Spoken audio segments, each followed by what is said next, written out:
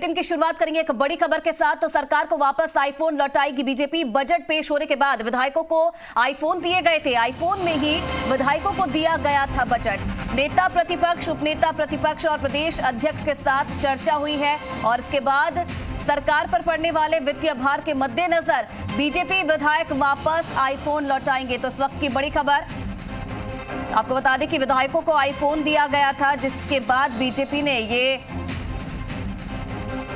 तय किया है कि जो ये आईफोन विधायकों को दिए गए थे वो वापस लौटाए जाएंगे। शशि मोहन शर्मा इस खबर पर और ज्यादा जानकारी के लिए हमारे साथ जुड़ रहे हैं। शशि मोहन, पहले आपसे जानना चाहेंगे उद्देश्य क्या था आईफोन देने का, और अब जो विपक्ष उनकी तरफ से फैसला ले लिया गया है कि आईफोन वो वापस लौटा देंगे।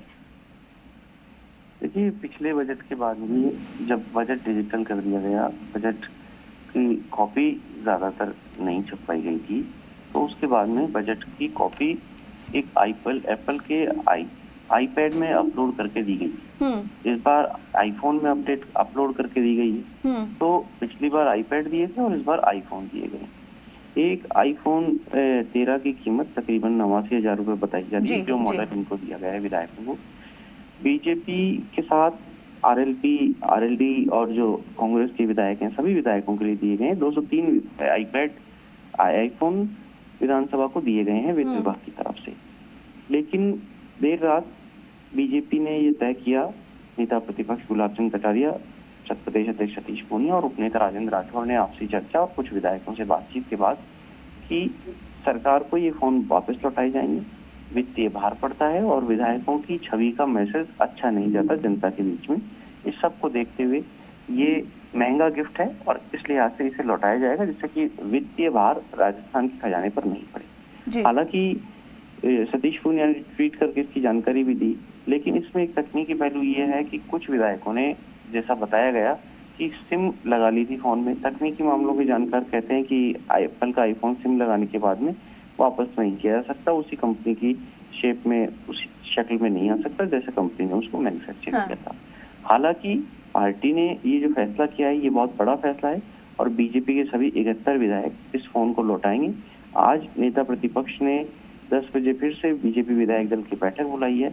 उस विधायक दल की बैठक में भी इस बात की जानकारी विधायकों को दी जाएगी और उसके साथ में ही ये फोन लौटाने का सिलसिला शुरू हो जाएगा। सतीश पूनिया ने जब ये ट्वीट किया तो उस ट्वीट में बीजेपी के राष्ट्रीय अध्यक्ष जेपी नड्डा, पीएमओ और बीजेपी के जो राष्ट्रीय संगठन का ट्विटर हैंडल है उनको भी टैग किया है। यानी ये सूचना राष्ट्रीय नेतृत्व को भी दी गई है कि जो महंगा तोहफा उन्हें दिया गया था वो उन्हें लौटाया जा रहा है। तो इससे एक सवाल ये उठ रहे हैं कि क्या केंद्रीय नेतृत्व का दबाव था कि शुचिता की राजनीति करनी चाहिए और इस तरह के महंगे तोहफे लेने का मैसेज जनप्रतिनिधियों की तरफ से महंगे तोहफे लेने का मैसेज जनता में नहीं जाना चाहिए और इसको वापस लौटाया जाना चाहिए। संभव है कि इसीलिए केंद्रीय नेतृत्व को संज्ञान में लाया गया हो कि उन्होंने ये तोहफे लौटाने का फैसला वापस कर लिया है और ये लौटाएंगे भी।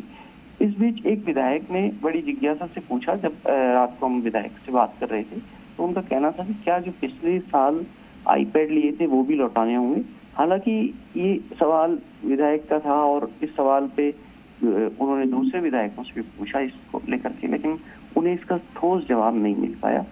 बहरहाल ये जो आईफोन खरीदे गए थे 203 आईफोन, इस पर तकरीबन 1,89,00,000 रुपए का खर्चा हुआ है और इस खर्चे को देखते हुए भी बीजेपी ने फैसला लिया है कि वो आज आईफोन वापस लौटा देगी। जी, अभी तक सरकार की कोई प्रतिक्रिया विपक्ष के इस फैसले पर?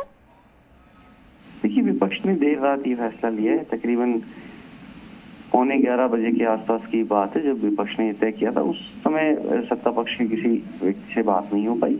अभी जैसे ही दिन चढ़ेगा और विधानसभा में लोग जुटेंगे तो सत्ता पक्ष की इस पर प्रतिक्रिया ली जाएगी। जी, कह सकते हैं कि अब आईफोन पर राजनीति आगने वाले समय में देखी जा सकती है। बहुत धन्यवाद शशि मोहन शर्मा तमाम जानकारी देने के लिए आपका।